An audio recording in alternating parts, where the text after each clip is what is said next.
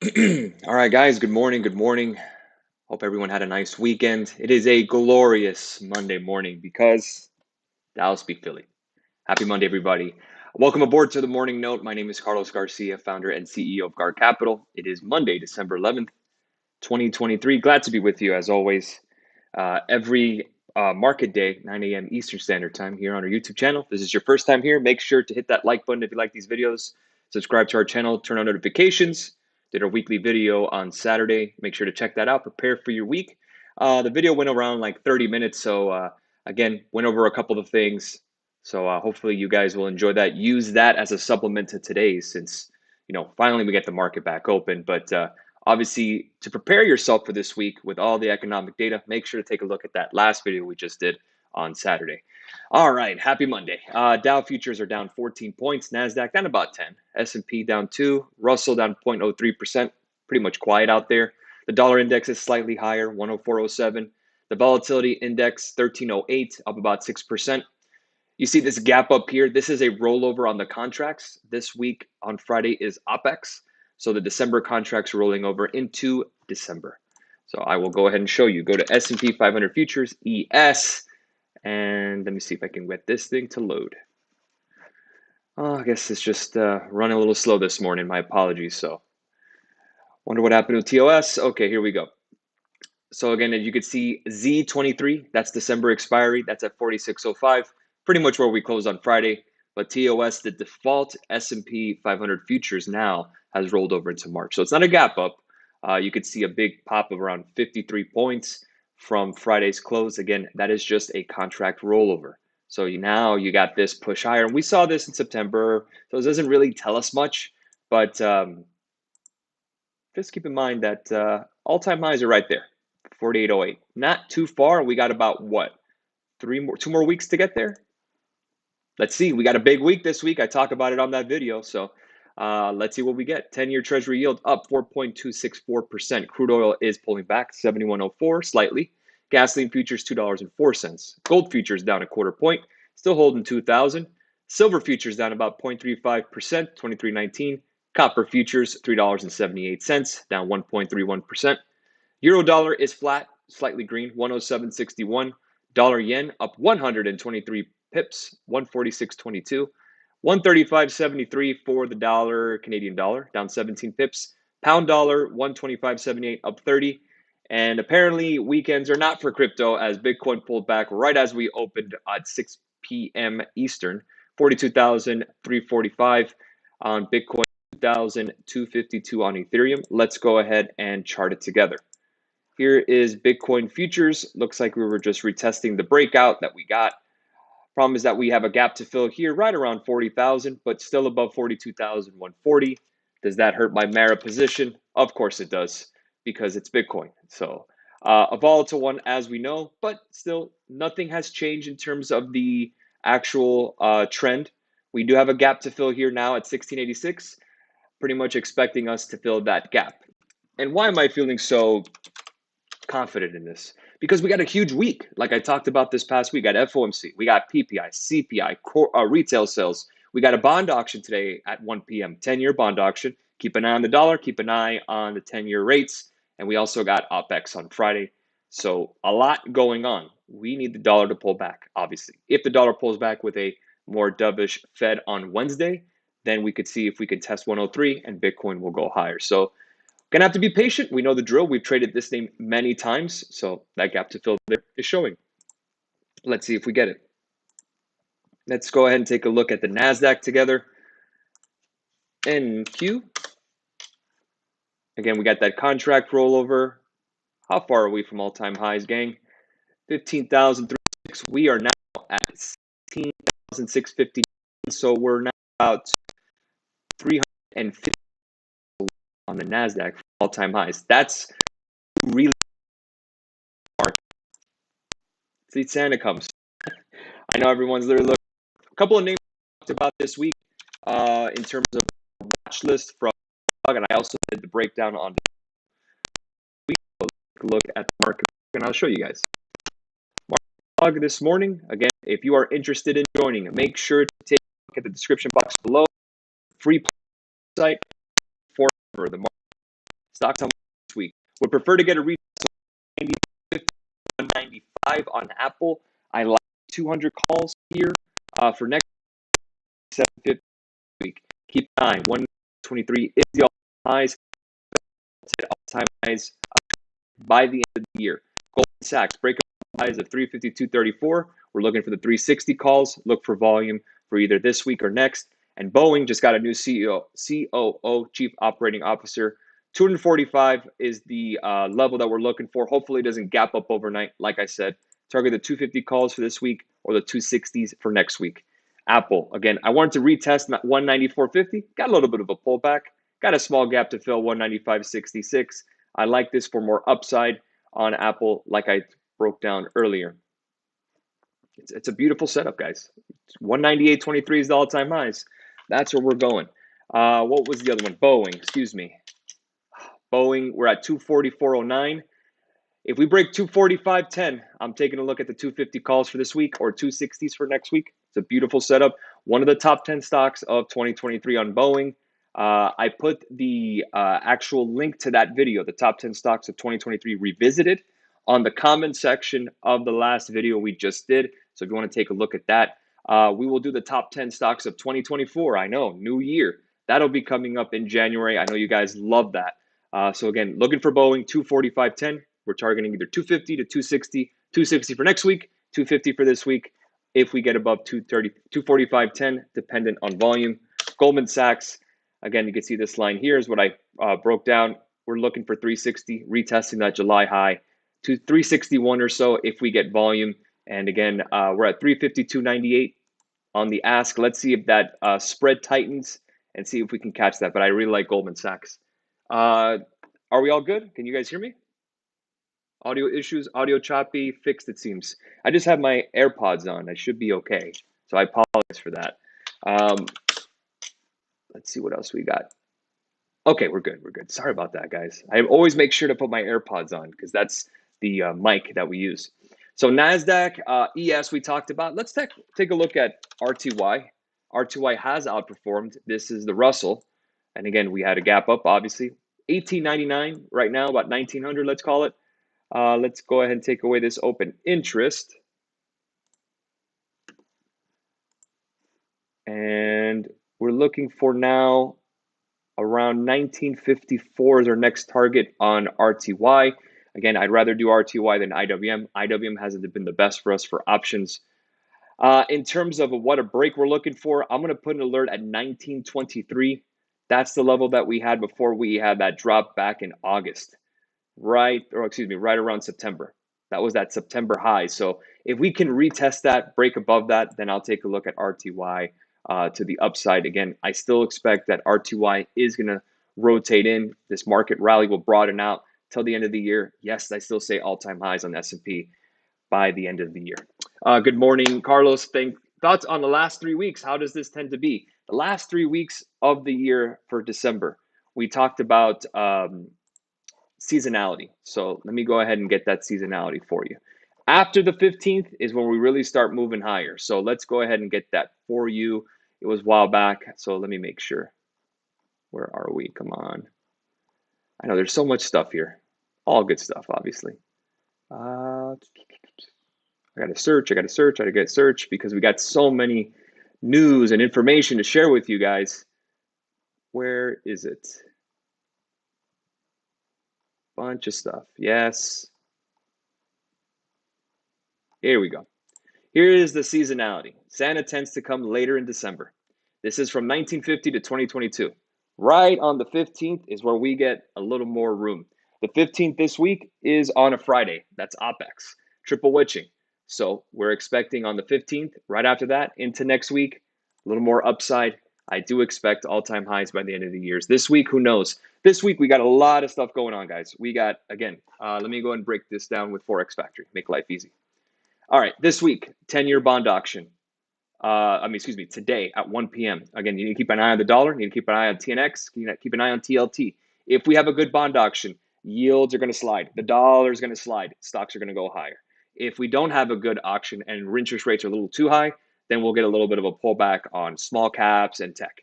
Core CPI, CPI, again, that's tomorrow at 8:30. So bright and early, ready to go. Got a 30-year bond auction as well. Same deal as a 10-year. That's on the longer end of the curve. So we'll see exactly how the demand is for longer term bonds. Wednesday, core PPI and PPI as well. And then at 2 p.m., of course, we got the Fed and we got Paulito at 2:30. And then at 8:30 in the morning on Thursday, retail sales, of course, unemployment claims. And on Friday, we got PMIs. And it's a triple witching OPEX day. I hope you guys got your coffee for this week because it's going to be a fun one. So we should do the best we can this week. Focus on the names that we've done well on. Wait for the themes, wait for the rates, wait for oil, wait for everything. We want to see if the dollar and yields to this week, if they pull back, that means we're going to get started on the trek to all-time highs. If we get a little bit of a reprieve, meaning that they say the bond auctions weren't as good, CPI comes a little hotter than expected, PPI comes a little hotter than expected, don't be surprised. You have a gap fill at 46.14. That just gets you back to where we were on Friday in terms of the rollover. So kind of think of it that way. So not too big of a deal in that sense. You're either going to get some gaps to fill, which is completely normal. Either that can fill in January if we get a rally, or it can fill this week with all the stuff that's happening. Keep an eye on Bitcoin. That's going to be all about the dollar. If the dollar pulls back on a strong PPI, a good positive CPI for us, meaning lower CPI and lower PPI, then the dollar's going to slide. And again, if Bitcoin is priced into dollars, that's what Bitcoin will go higher. How do you see CAT? Let's take a look at it. CAT, I tried to trade with Masterclass. I think we got as high as 14%, and then it just chopped on us. And I still like it for more upside. The problem is that I might have just been too early. Unfortunately, I should have bought more time. I still have the target of 265. Let's see if we get some volume. If anything, I expect, or the best thing to do is to buy time because this one is just not moving. And we've traded Caterpillar many times, but this one is just not moving last week. It's just very, very choppy, unfortunately. Week after Thanksgiving, that's what we get. Thoughts on Devon Energy? In terms of Devon Energy, if you're looking just for the yield, go for it. I still think you can get better returns. You can probably get to around $39 if Devon Energy pulls back, and then I would pull the trigger on that for long term on that as an investment. So $39 is your 200 week MA. We haven't broken below that since July of 2022. That's kind of your money target. That'd be a great place to go ahead. Let's take a look at BABA. Who wants to do a little dumpster diving? Oh, it doesn't look great, obviously. But China next year, that's going to be in the top 10 of 2023.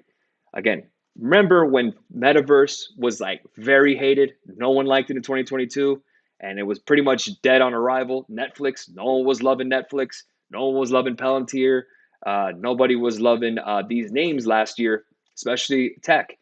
I know it sounds so cliche, buy when others are fearful. I don't think it's fearful. Again, buy when people are just not caring about it. Again, we need to keep an eye on China next year because if China can at least bounce, and the ratio between American equities and Chinese equities is literally coming to the point of all-time highs. China hasn't been this beaten down in terms of their stock market in a while. So I'm looking for next year for them to get a little bit of a turn. Maybe they bounce back, and then that gives us some opportunity to trade names like BABA, not in options, but maybe with stock, and we could swing.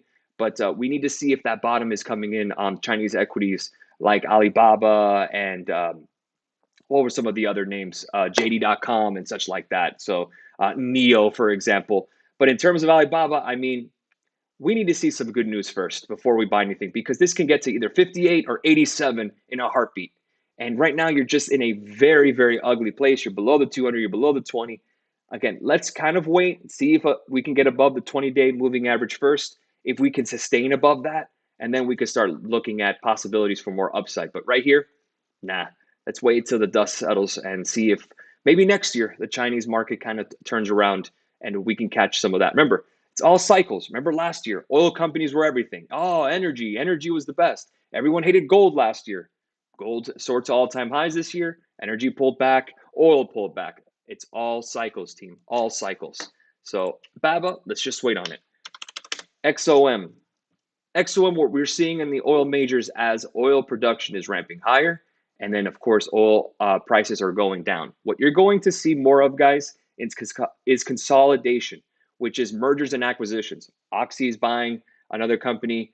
XOM bought Pioneer. Chevron is buying Hess. If you cannot grow in your industry, What do? You buy the competition. What these oil majors are showing me is that there ain't no growth in oil. Forget growth. You're just buying to add market share, increase the dividend, and buy back more stocks, more shares, excuse me. XOM right here, around 90, looks pretty interesting. Let's take a look at the weekly. And again, don't expect the world from a name like ExxonMobil. This is not a growth company. This is a value company. This is a company that's going to pay you dividends every quarter. They're going to buy back shares. They have great management. They're trying to consolidate. Fair by me. But just temper expectations on what you're trying to do. If you're above 45, 50 years old, ExxonMobil should be in your portfolio. Absolutely. If you're a young kid, you're 20 years old, Exxon is not going to give you the returns you want. And again, the younger you are, you kind of want a little more aggressiveness because you have more time in the market. If you're someone, maybe someone like your dad or someone like your uncle, grandmother, grandfather that's going to retire, Exxon is pretty good because that's a little more stability. We know what we're going to get. Oil is never going to be worth zero. We know the drill. But for some of the young bucks here, Exxon, you can own it, yeah, but temper expectations of what you're going to grow on because energy companies, again, guys, we have hit peak oil. Everyone's getting an EV. That's it. Before you know it, maybe within 20, 25 years, we're just going to have one big oil company running everything. The United States Oil Company, kind of like Standard Oil back in the day. Or you'll maybe just have Chevron and ExxonMobil being the only guys in the United States running everything. That is definitely possible if oil prices continue to sink, if OPEC does not get their act together, if China does not rebound. Again, it's all about demand. So again, if you are seeing consolidation in an industry, cloud, have you guys seen how cloud has been consolidating? You see how energy companies are consolidating? That's usually a sign that there is no growth left. That's the deal. So if there's no growth left, what do? They got to buy the competition. They got to own market share. They got to buy back more shares, all that good stuff. So maybe the oil market is giving us a little bit of a hint what's to come. Let's see, XOM puts. XOM doesn't really have the most volume. I've traded it many times. It's just, you have to catch it almost perfectly. If there's a lot of volume, fair. You can see that we're kind of holding some support here around 99. The next one would probably be 95. There's a small gap to fill in the daily. Let's keep an eye on the 95 puts for Exxon Mobil moving forward. The question is, does it have the volume? PayPal for long term.